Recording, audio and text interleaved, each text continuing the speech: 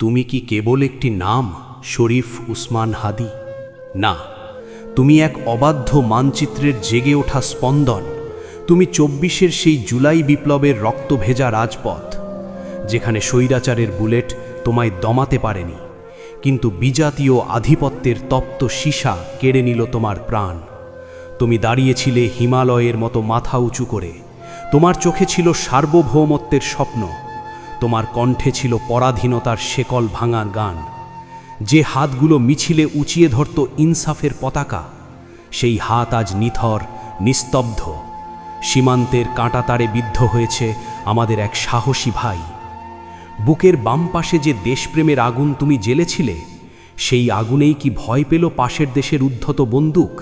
নাকি তোমার ওই বজ্রকণ্ঠ স্তব্ধ করতেই তারা বেছে নিল মরণঘাতী গুলি? তুমি তো কোনো বিদেশি দাসের মতো মাথা নত করনি।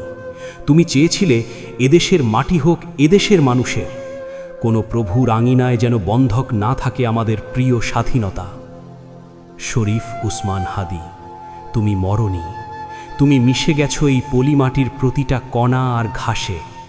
সীমান্তের যে রক্তে আজ লাল হলো আমাদের জমিন, সেই রক্তই হবে আগামীর বিপ্লবের বীজ।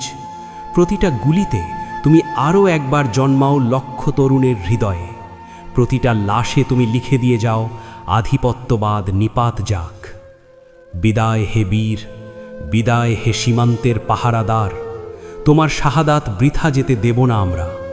যতদিন এদেশে আজান ধ্বনিত হবে, যতদিন পদ্মা, মেঘনা, যমুনা বইবে আপন বেগে, ততদিন তুমি বেঁচে থাকবে এক নির্ভীক বিপ্লবের নাম হয়ে।